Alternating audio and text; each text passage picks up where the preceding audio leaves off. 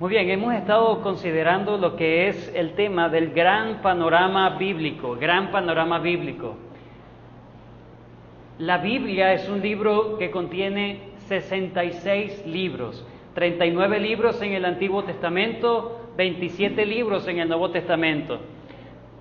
Muchos creen que ahí, se encuentran muchísimas verdades, muchas cosas buenas, muchas cosas morales, éticas, que son elevadas, de ética muy elevada. Sin embargo, ese no es el tema principal de las Escrituras. Las Escrituras nos presentan un tema en particular, y todos los que están en esos 66 libros, escritos por más de 40 personas, en un prolongado tiempo de 1500 años, personas que no se conocieron en sus tiempos, o algunos sí, pero no tuvieron comunicación, otros probablemente sí, pero lo cierto es que es un libro totalmente fuera de lo común. ¿Okay? Un libro totalmente fuera de lo común, que tiene un solo tema. ¿Cuál es ese único o el tema unificador de la palabra de Dios o de la Biblia? ¿Cómo? El tema del reino de Dios. Todo comienza desde un pequeño jardín y va a terminar con una gran ciudad, la ciudad que desciende de los cielos, la Jerusalén, la celestial. ¿Okay? Y la Biblia nos va a narrar qué ha ocurrido, podemos ver lo que está ocurriendo y lo que ocurrirá para completar la historia de Dios. La Biblia es la historia de Dios, es el libro de Dios, Él es el autor, Él es quien dice qué ha pasado, qué está pasando, qué pasará, con el fin de que nosotros podamos entender por qué Él ha permitido todas estas cosas y por qué permitirá lo que va a permitir en el futuro. Entonces, estamos viendo el gran panorama bíblico. El primer libro que estamos considerando es el libro de Génesis. El libro de Génesis, que significa origen.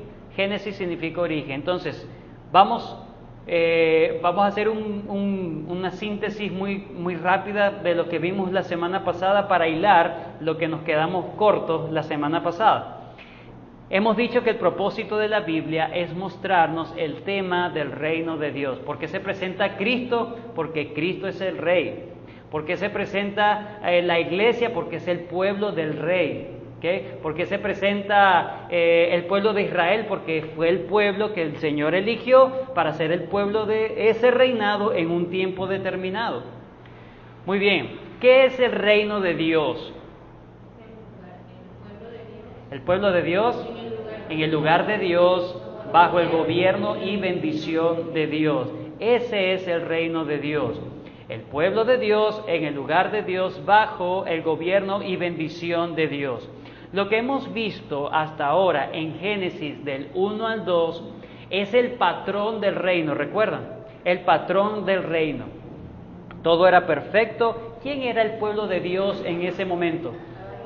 Adán y Eva eran el pueblo de Dios. Ellos fueron hechos a la imagen de Dios, lo que significa que ellos eran sacerdotes, ¿verdad? Ellos tenían que cuidar y labrar el jardín del Edén, y ellos eran entonces sacerdotes. Ellos tenían que expandir a través de la multiplicación del dominio del reino de Dios sobre toda la tierra. Ese era el trabajo que ellos tenían que hacer. ¿Okay? El trabajo que ellos tenían que hacer. ¿Dónde era el lugar de Dios en ese momento? El jardín del Edén. Dice la palabra de Dios que Dios en Edén plantó un huerto. Ahí nos está haciendo referencia a que no el Edén no era todo el huerto, sino que en el lugar, en la región de Edén, Dios plantó un huerto. Y allí empezó el reino de Dios. Estaba el pueblo de Dios, Adán y Eva, la humanidad, y que representaban la humanidad en ese tiempo, y el huerto del Edén. De ahí empezaba la idea de que no se quedara allí el lugar de Dios, porque ahí es donde Dios tenía comunión con su pueblo, es decir, con Adán y Eva. No lo tenía en otro lado, sino allí. La idea era expandir eso y llenar la tierra de la gloria o del reino de Dios. ¿Cuál era el gobierno y la bendición de Dios en ese momento? ¿Verdad? La comunión con Dios, la presencia directa de Dios. Podían tener comunión con Dios, pero había también unas reglas de Dios. ¿verdad? Eso es lo que vemos en el patrón del reino. Adán y Eva, el jardín, la palabra de Dios, habían relaciones perfectas. ¿Qué ocurrió en Génesis capítulo 3? La caída, pero no vemos solamente como una simple caída, sino como un acto de más allá de un acto de desobediencia, que sí lo es. Lo que pasa es que aparentemente en nuestra cultura la desobediencia se ve como algo bueno, que es tolerable. No es lo mismo decir en nuestra cultura desobedecer que ser o estar en rebelión, ¿verdad? Para nuestro concepto, en nuestra cultura no es lo mismo. Parece que rebelión tiene como más peso, ¿verdad? Bueno, sí es un acto de desobediencia, la desobediencia es rebelión, pero yo lo que quiero es que podamos entender en nuestra mente que lo que ocurrió en el Edén fue un acto de rebelión. Fue una rebelión, fue una traición al rey.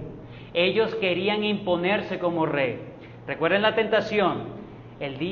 No morirás, le dijo la serpiente a Eva, tú no vas a morir, sino que cuando tú comas vas a ser como Dios. Y allí fue la tentación. Eva quiso ser Dios, quiso suplantar, usurpar el lugar de Dios, ¿ok? Como el rey. Entonces fue un acto, estaban buscando un golpe de Estado, ¿sí? Eso es lo que estaba ocurriendo, un golpe de Estado. Ellos querían ser Dios. Ellos querían ser autónomos, querían ser independientes de Dios. Eso es lo que pasa entonces con la caída, se afecta absolutamente todo. Ahora, eso es lo que nosotros llamamos como el reino perdido. ¿Quién es ahora el pueblo de Dios? Nadie. ¿Dónde está el lugar de Dios? El Señor echó a Adán y Eva y ya nadie está en el lugar de Dios. ¿Y cuál era la bendición de Dios? No había bendición, había solamente maldición, desobediencia y maldición. Es lo que hemos visto hasta ahora. Las cosas relevantes que vimos la semana pasada lo quiero traer a colación para que podamos continuar con la clase. Lo que vimos la semana pasada, que son los asuntos relevantes de la historia primigenia, recordamos, la historia primigenia es la historia que va desde la creación hasta Abraham, el patriarca, ¿ok?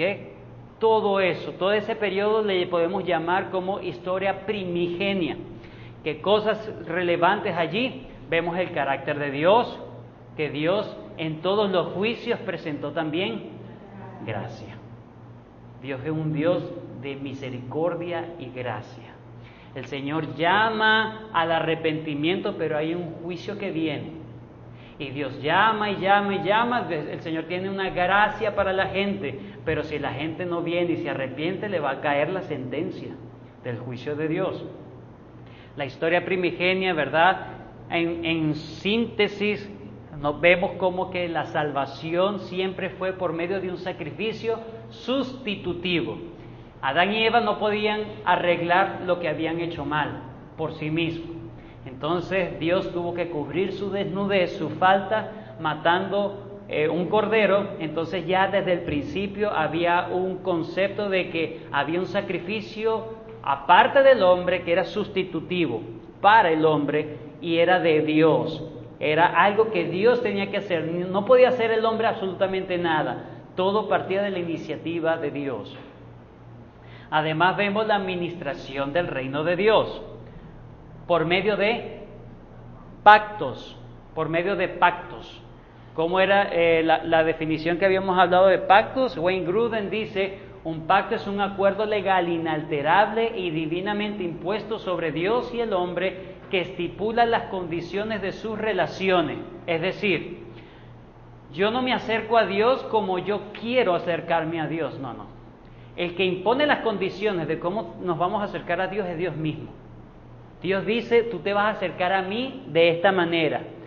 Pero es que yo soy tan sincero con Dios que yo prefiero acercarme así. Bueno, Dios no acepta eso. Dios ha estipulado una manera, una forma. Y fuera de esa forma, Dios no lo acepta.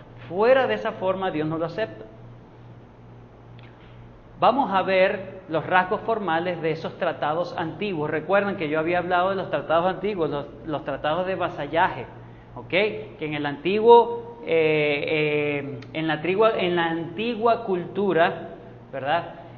Habían imperios, y ellos cómo se relacionaban con los imperios menores para no hacerles daño.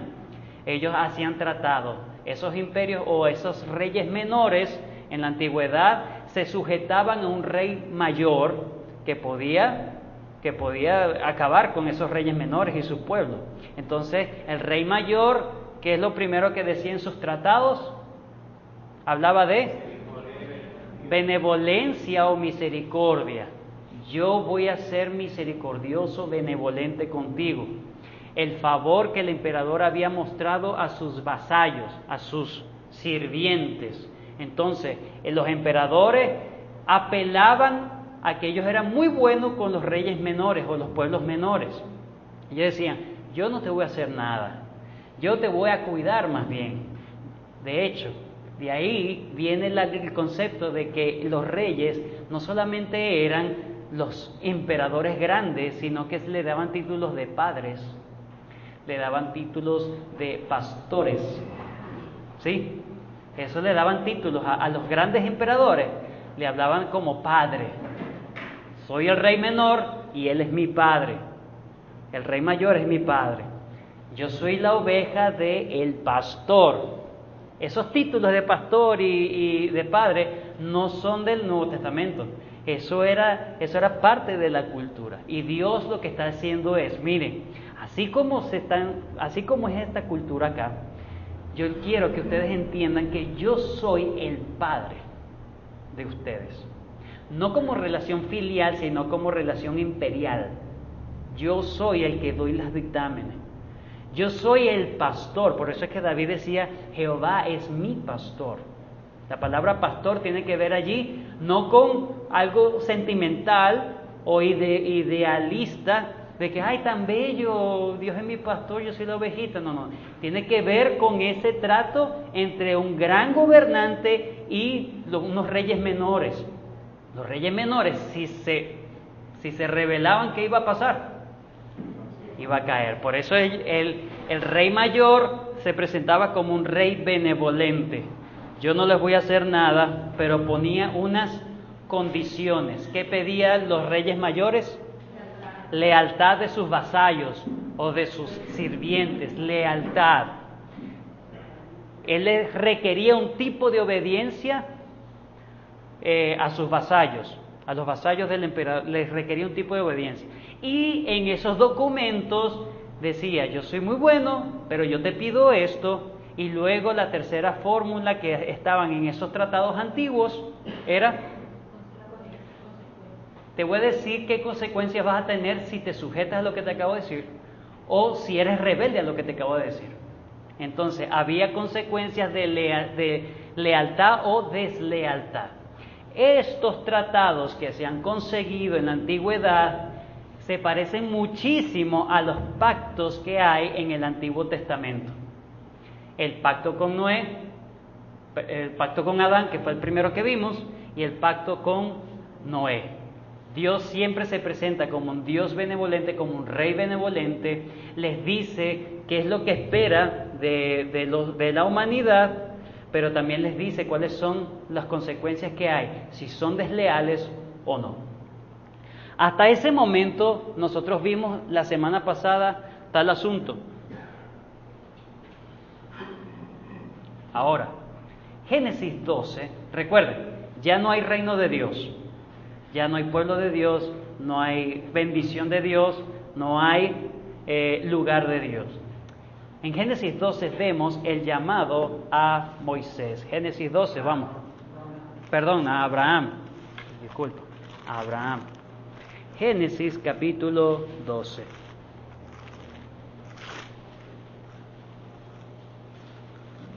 Ok. Nosotros dijimos que ¿quién era Abraham? Eso está en Génesis 12 del 1 al 9.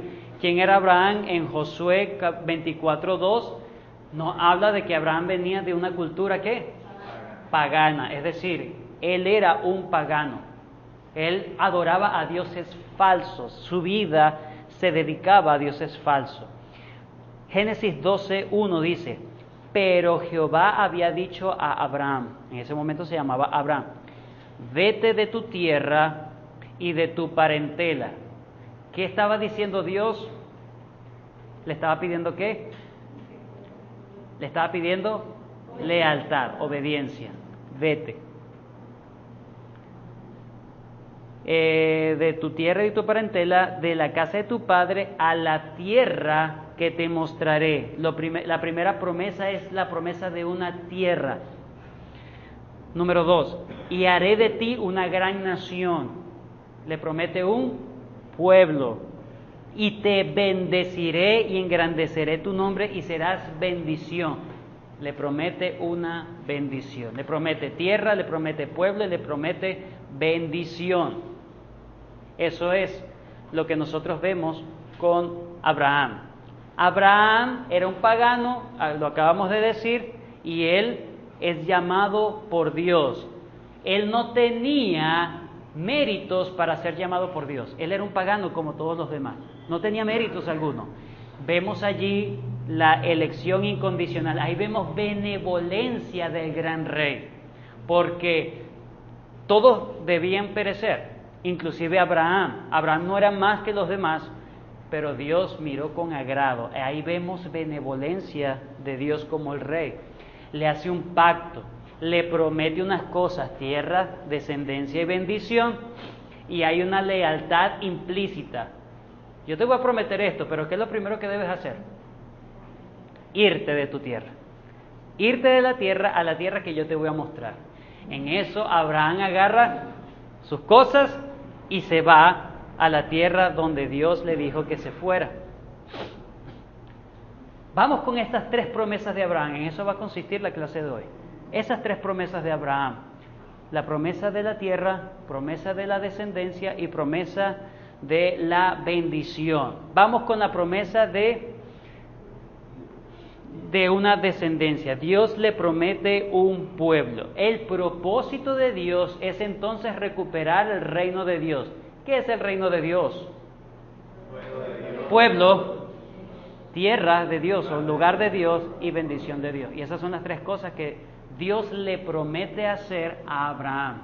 Recuperar el reino de Dios. Génesis 17 del 1 al 7. Vamos, por favor. ¿Por qué? Podemos hacernos una pregunta. ¿Por qué Dios le promete un pueblo a Abraham? A alguien que no tenía hijos ni siquiera, ya estaba en avanzada edad. Génesis 17 del 1 al 7 dice: Era Abraham de edad de 99 años cuando le apareció Jehová y dijo: Yo soy el Dios Todopoderoso, anda delante de mí y sé perfecto, y pondré mi pacto entre mí y ti, y te multiplicaré en gran manera. Entonces Abraham se postró sobre su rostro, y Dios habló con él diciendo: He aquí mi pacto es contigo, y serás padre de muchedumbre de gente, y no se llamará más tu nombre Abraham, sino que será tu nombre Abraham, porque te he puesto por padre de muchedumbre de gente, y te multiplicaré en gran manera, y haré de ti naciones y reyes. Ya desde el tiempo de Abraham, Dios ya había anunciado reyes de parte de él. ¿Okay? Eso es importante entenderlo, lo vamos a ver más adelante, pero es importante, ya desde Abraham ya se había anunciado que de su linaje saldrían reyes. Muy bien, y reyes saldrán de ti, versículo 7, y estableceré mi pacto entre mí y ti, y tu descendencia después de ti en sus generaciones por pacto perpetuo. He aquí, ¿para qué? Para ser tu Dios y el de tu descendencia después de ti. Te he escogido para hacer de ti un pueblo, para yo ser el Dios de ese pueblo. ¿Cuál es el reino de Dios? El pueblo de Dios. Dios escoge por gracia a Abraham, lo atrae y le dice: yo te voy a prometer pueblo. Es la iniciativa de Dios en recuperar su reino otra vez. La iniciativa de Dios. Ahora, es increíble también que Dios le dice, ¿recuerdan la promesa que Dios le dio, el mandato cultural que Dios le dijo a Adán y a Noé? A Adán le dice, le dio una bendición, multiplícate, sé fructífero y llenen la tierra. Luego se acaba la cuestión con el diluvio y le pide lo mismo a Noé, multiplíquense, llenen la tierra. Y a Abraham no le dice multiplícate, yo te multiplicaré. No le pide, porque ya él no puede. Dios va a hacer la obra. Algo totalmente de Dios. Es un asunto de Dios. Entonces, a él no le está pidiendo algo, sino que le está prometiendo que Dios va a hacer eso. El pueblo de Dios es un pueblo prometido. Por eso hablamos de un reino prometido. Seguimos. El pacto con Abraham apartó al pueblo de Israel de entre muchas naciones de la tierra para ser los instrumentos especiales de Dios. Es decir, ¿cuáles eran los instrumentos especiales de Dios? Para ser el pueblo de Dios debían ser ¿qué? Imagen de Dios. ¿Y cuál era el propósito de ser imagen de Dios? Ser representantes de Dios en la tierra. Es decir, Dios eligió al pueblo de Israel para que Israel fuera el representante de Dios en la tierra. Ser representante de Dios en la tierra significaba que ellos debían decirle a las demás naciones qué decía el rey mayor. En este caso, Dios, el rey de la tierra. Ellos eran ellos los que tenían que anunciar. Recuerden, las imágenes de Dios en el Antiguo Testamento, en ese tiempo, eran los reyes y emperadores.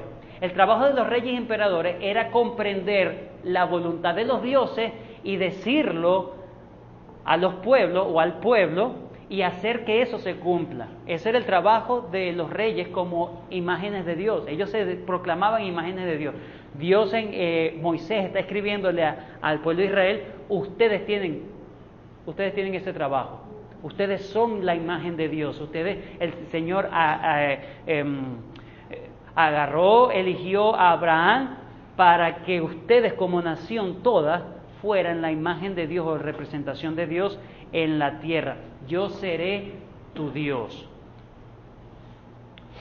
Ahora, fíjense este versículo. Primera de Reyes, capítulo 8, ahí está.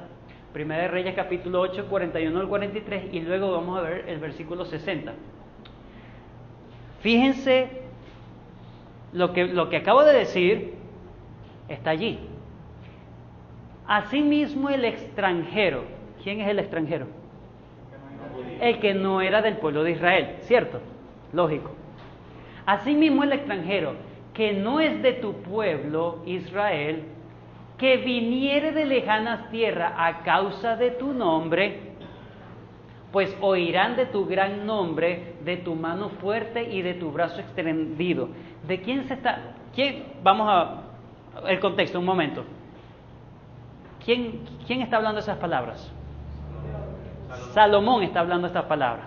Esta es una oración de Salomón en la dedicación del templo, ¿ok? Para el contexto. Y Salomón está diciendo, Señor, asimismo el extranjero que no es de tu pueblo Israel, ¿ves? Que es en tercera persona, que no es de tu pueblo Israel, que viniere de lejanas tierras a causa de tu nombre. ¿El nombre de quién? No de Israel, sino de Dios, porque Israel debía manifestar el nombre de Dios. Pues oirán de tu gran nombre y tu mano fuerte y tu brazo extendido, y vinieren a orar a esta casa. ¿Cuál casa se está refiriendo Salomón? El templo. Tú oirás en los cielos, en el lugar de tu morada, y harás conforme a todo aquello por lo cual el extranjero hubiere clamado a ti. El extranjero tenía, para buscar la presencia de Dios, ¿a dónde tenía que ir? A Israel, porque ahí estaba el templo, ¿cierto? Tenían que venir a Israel porque ahí estaba el templo. Para que todos los pueblos, harás conforme a todo el cual el extranjero hubiere clamado a ti. Para que todos los pueblos de la tierra conozcan ¿qué? ¿Todos los pueblos de dónde? De la tierra. Es decir, toda la tierra, para conocer el nombre de Dios, tenían que ir ¿a dónde? A Israel, para conocer, porque Israel era la imagen de Dios. Ellos eran los que debían darle la información, la voluntad de Dios al resto de las naciones. El trabajo de Israel no era creerse mejor que los demás. Ese no era el trabajo de Israel. El trabajo de Israel era darle a los demás, por eso es que Dios le habla, mire, yo quiero esto y esto. Entonces, cualquiera que quiera conocerme a mí, tiene que venir a Israel. Tu pueblo, y entiendan, te teman, como tu pueblo Israel, y entiendan que tu nombre es invocado sobre esta casa que yo edifiqué. En el versículo 60 dice, a fin de que todos los pueblos de la tierra sepan que Jehová es Dios y que no hay otro. He allí el trabajo de Israel como imagen de Dios. Ser el representante. ¿Quién quiere saber de Dios? Vaya para Israel. Ese es el trabajo de Israel. ¿Israel hizo su trabajo bien? La historia nos dice que no. Pero aquí nuestro punto es que Dios le está prometiendo un pueblo a Abraham para recuperar su reino. Vamos con la parte de la tierra. La parte de la tierra. Dios le promete una tierra, ¿cierto? Hablamos entonces de un lugar. Génesis 17:8, por favor. Estamos en el mismo Génesis, versículo 8. Fíjense lo que dice. Y te daré a ti y a tu descendencia después de ti la tierra en que moras, toda la tierra de Canaán en heredad perpetua, y seré el Dios de ellos. Entonces, no solamente le está prometiendo un pueblo, sino que le está prometiendo una tierra para que ese pueblo more, y Dios ser el Dios de ellos. Le está prometiendo un lugar. Ahora, Canaán, el lugar de Dios. ¿Cuál fue el lugar de Dios al principio del mundo, de la creación? ¿Cuál? El Edén. Y ahora Dios le está diciendo, yo quiero recuperar mi reino y yo te voy a dar un pedazo de tierra. Y esa tierra se llama Canaán. Donde Israel está ahorita, o esa parte geográfica, eso se llama Canaán, porque ellos invadieron eso, ¿verdad? Después del Éxodo, ellos fueron con Josué, invadieron la tierra de Canaán, los cananitas. Ahora, Canaán suena como feo, ¿cierto? Como que Dios los estaba mandando para otro lugar, es decir, el lugar geográfico de Dios entonces no sería Edén, sino otro lugar. Es la pregunta, estoy haciendo una pregunta. Bueno, vamos primero a leer los límites que tenía Edén. Los límites que tenía Edén. Génesis 2, 14, 10 al 14, perdón. Génesis 2, 10 al 14.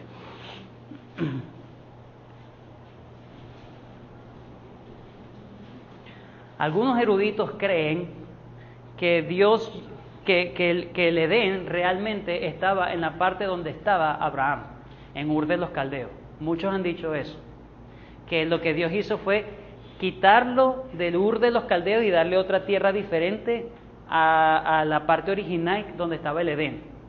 Yo lo que voy a demostrar ahorita es que precisamente están errados, porque Dios nos llama a que se salga del lugar, el primer lugar que Dios había destinado en el mundo, geográficamente hablando, físicamente hablando. Dios no llamó a Abraham a salir, sino a ir otra vez al lugar de Dios. Estaba afuera, exactamente. Límites del Edén. 2:10 dice, y salía de Edén. Mire, y esto es interesante. Estoy como el chavo, ¿no? Esto es interesante, porque muchos dicen, pero ¿por qué tiene que decir tantos detalles? Porque esos detalles nos van a dar luz de muchas cosas. Se está hablando de unos ríos. Fíjense de estos ríos. 10. Y salía de Edén un río para regar el huerto, de allí se repartía en 4 brazos. El nombre de uno era Pisón, este es el que rodea toda la tierra de Ávila, donde hay oro. Y el oro de aquella tierra es buena, que hay allí también beledio y ónice. El nombre del segundo río es Gihón, este es el que rodea toda la tierra de Cus. El nombre del tercer río es Hidekel. Este es el que va al oriente de Asiria. Oriente de Asiria. Ahorita voy a tener un mapa para que ustedes vean el oriente de Asiria. Voy por...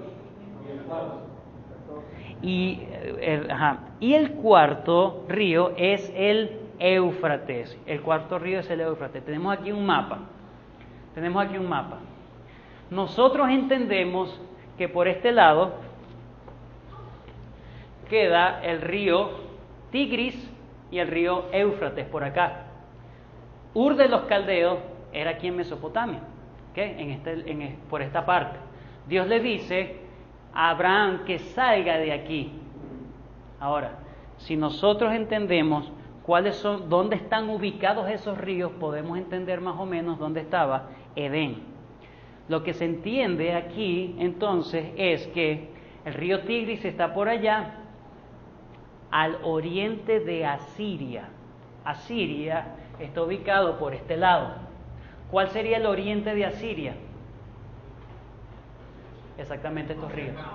Asiria sería esta parte, y ellos están aquí ubicados, los ríos. Gihón y Pisón tienen que ver con los ríos que están por los lados de Egipto. Eso quiere decir, no es el Nilo, son otros ríos, pero por los lados de Egipto. Eso quiere decir que esa región entre Gihón y Pisón, que siempre se ha hablado de que Gihón y Pisón está en el lado nororiental de Egipto, Gihón y Pisón siempre se ha relacionado allí. Por lo tanto, podemos entender que el lugar de Dios, fíjense, Génesis 15, 18.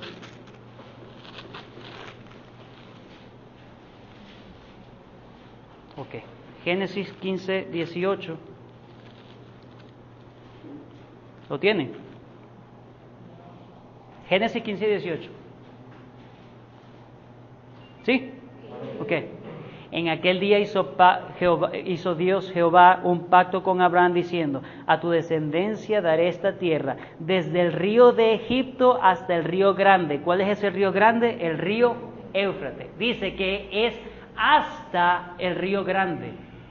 ¿Dónde está el río grande? El Éufrates, allá, ¿cierto? ¿Recuerdan el mapa? Tigres y Éufrates para allá, nororiental de Asiria.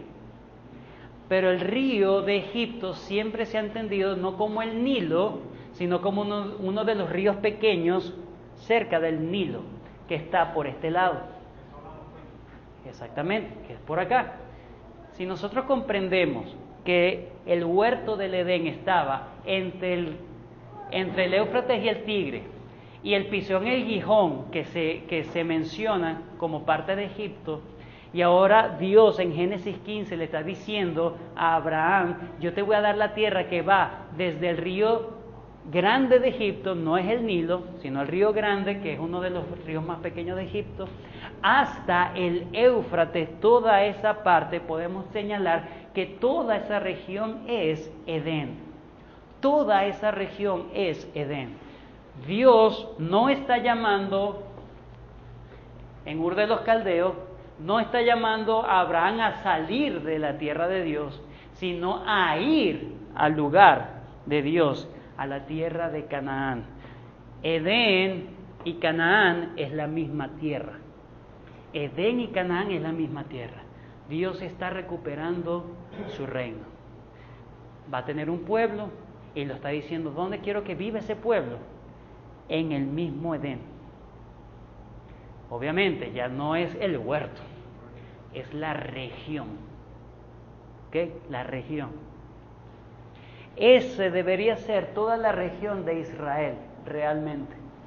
Israel, ¿cuáles son los límites de Israel? Este poquitico que ellos tienen ahorita. ¿Por qué ellos conquistaron solamente este pedacito? ¿Por qué conquistaron solamente ese pedacito? Porque ellos no extendieron sus estacas, sus límites. Pues eran los límites que Dios le había dado.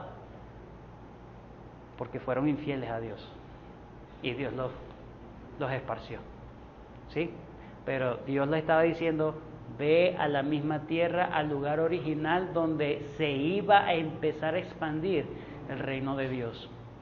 Edén y Canaán, la tierra ahora de Israel, esa es la región del reino, o la región geográfica donde debía empezar el reino de Dios, región geográfica del reino de Dios. Por lo tanto, a Abraham se le estaba pidiendo regresar al lugar de Dios, regresar al lugar de Dios. La tierra de Israel, el lugar de Dios. Ahora vamos a ver la bendición, para terminar. Vamos a ver la bendición de Dios. Dice que en ti serían benditas todas las familias de la tierra. Recuerde que la idea es toda la tierra, no un pedacito. Alguien alguna vez dijo, Israel no es toda la tierra de Dios, sino que es la playa. Israel es la playa, y se lo voy a explicar. Cuando los ejércitos iban a invadir, cuando los ejércitos imperiales iban a invadir una tierra, ¿por dónde llegaban? Por las costas. Y ellos reclamaban eso, y ellos no se iban a quedar con el pedacito de playa. ¿Cuál era la intención de ellos, de los imperios? A partir de allí expandir. Israel, el asunto geográfico de Israel era un punto para expandir. Allí estaba Adán y Eva, ellos no lo hicieron. Allí estaba Abraham, más adelante vamos a ver que ellos tampoco lo hicieron. Y luego tenemos otras cosas más adelante en las clases. Pero todas las familias de la tierra iban a ser benditas por Abraham. ¿Cómo iba a ser la bendición de las familias de la tierra? Recordemos la simiente prometida en Génesis capítulo 3, versículo 15. Génesis 22, 18 dice, ¿a quién se le prometió en Génesis 3:15? Adán y Eva. Ahora fíjense lo que Dios en Génesis 22, 18 le dice a la descendencia de Abraham. Aquí Dios está hablando con Abraham, dice, en tu simiente serán benditas todas las naciones de la tierra por cuanto obedeciste mi voz. En Génesis 3:15 Dios promete una simiente. A Abraham le dice, en tu simiente serán benditas las naciones de la tierra. Eso mismo es confirmado a Isaac, hijo de Abraham. En Génesis 26:4 dice, multiplicaré, este es Dios hablando con Isaac, multiplicaré tu descendencia como las estrellas del cielo y daré a tu descendencia todas estas tierras, todas las naciones de la tierra serán benditas ¿en quién? Tu simiente. Génesis 3:15, la simiente tuya herirá la simiente de la serpiente. El versículo anterior con Abraham, yo voy a enviar la simiente en ti, serán benditas todas las naciones de la tierra por tu simiente. A Isaac le dice, serán benditas en tu simiente. Y lo confirma con Jacob. Génesis 28:14 dice, será tu descendencia como el polvo de la tierra y te extenderás al occidente y al oriente, al norte y al sur, y todas las familias serán benditas en ti y en tu simiente. ¿Y qué nos dice el Nuevo Testamento respecto a la simiente de Dios? Gálatas capítulo 3, versículo 16 dice, ahora bien, a Abraham fueron hechas las promesas y a su simiente. Pablo dice, no dice y a las simientes, como si hablase de muchos, sino como de uno, a tu simiente. Y Pablo dice, por revelación divina, por ser apóstol del Señor, el cual es Cristo. ¿Cuál es la bendición para todas las naciones? Cristo. Cristo es la bendición y el gobierno de Dios. Quien no está en Cristo no es pueblo de Dios, no está en el lugar de Dios y no tiene la bendición de Dios, no es parte del reino de Dios. Pablo claramente nos dice que Abraham tuvo la promesa de una simiente, no simientes, sino la simiente. Eso se le confirma a Isaac, se le confirma a Jacob, por eso se habla el Dios de Abraham, de Isaac y de Jacob. Porque es una sola línea, hermano. Es una sola línea. ¿Y de dónde nace el Señor Jesucristo? Por eso es que en Mateo vemos una línea ininterrumpida desde Adán. Perdón, en Mateo es desde Abraham hasta Jesús. Por eso es que es tan importante esa genealogía, para que tú veas que sí, es una descendencia y Cristo es la simiente de esa descendencia. Y en Lucas 3 o 4, no recuerdo, creo que es 3, los últimos capítulos de 3, Lucas hace la genealogía no desde Abraham, sino desde Adán. La genealogía de Lucas va no desde Abraham, sino desde Adán. Y empieza desde Adán, Set, va por todo, después la de Enoc, el que caminó con Dios, ¿verdad? Recuerden, línea piadosa, el que caminó con Dios.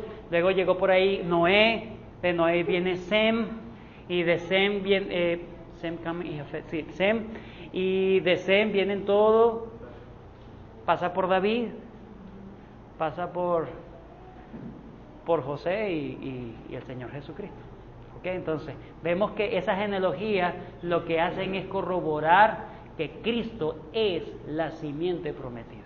Cristo es la simiente prometida. ¿Okay? Entonces, para terminar, ¿qué hemos visto hasta ahora? ¿Qué hemos visto hasta ahora? Hemos visto que en la historia de Abraham la idea es dar una promesa del reino. Dios trabaja con Abraham y le promete una descendencia que sería entonces, esa descendencia de Abraham sería ¿quién? La descendencia de Abraham ahora es el pueblo de Dios. Le promete un lugar a Abraham. ¿Cuál es? Lugar de Dios. Y le promete una bendición a Israel y a las naciones. Ese es el gobierno de Dios. Ahora, lo que vamos a ver de aquí en adelante es cómo es la dinámica para que esa promesa se lleve a cabo. Estamos en la promesa todavía, no se vaya, ya conocemos mucha historia, ¿cierto? Pero no se vaya tan a la historia. Recordemos, Dios, la promesa que Dios está dando la vemos completa. Tierra, pueblo y descendencia.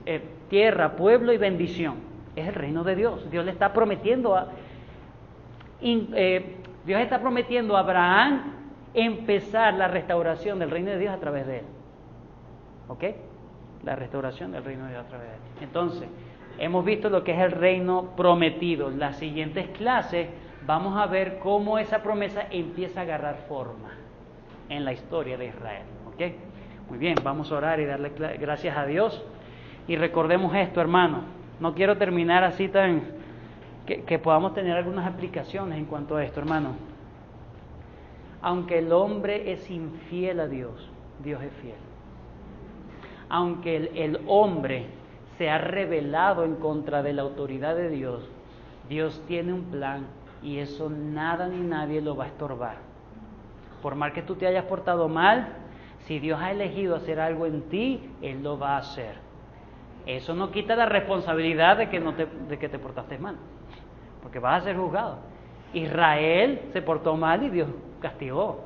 Adán y Eva se portaron mal y Dios castigó. Pero eso no interrumpió el plan de Dios. ¿Ok? No echaron a perder el plan de Dios. Entonces, ¿qué es lo que significa todo esto, hermano? Así como Abraham ahora es considerado el representante y su familia, su descendencia, como el representante de Dios en ese momento, él fue traído a él no por méritos propios, sino por gracia de Dios. Todos los que estamos incluidos ahora en el reino de Dios, en la iglesia, lo vamos a ver más adelante, porque llamamos que la iglesia ahora es el reino de Dios. Lo dicen las Escrituras. Entonces no tenemos por qué jactarnos. ¿Por qué te glorías de algo que no es tuyo? Entonces no es de gloriarse, es de honrar a la benevolencia del gran Rey. y ser leales a ese gran Rey. Amén. Oramos. Bendito Dios, gracias por este tiempo hermoso que nos has dado. Ayúdanos, Señor, a entender o reconocer, Señor, que tu plan nunca se ha estancado por las malas decisiones de nosotros. Si bien nuestras decisiones acarrean maldiciones y si lo hacemos mal, acarrean maldiciones y juicio de tu parte, eso no va a interrumpir nunca tus propósitos y tus planes. Ayúdanos, Señor, a entender que tú eres el soberano, quien guías absolutamente toda la historia, y ayúdanos, Señor, a hacer todo el esfuerzo posible para que tu reino sea establecido, así como en el cielo, en la tierra, Dios mío, con nosotros, que ahora somos pueblo tuyo, pero no ser un pueblo rebelde y contumaz como el pueblo de Israel, sino más bien no seguir ese ejemplo, sino más bien ser un ejemplo de piedad, y Señor, que tú te glorifiques, que tú traigas el reino a través de nosotros. En el nombre de Cristo. Amén.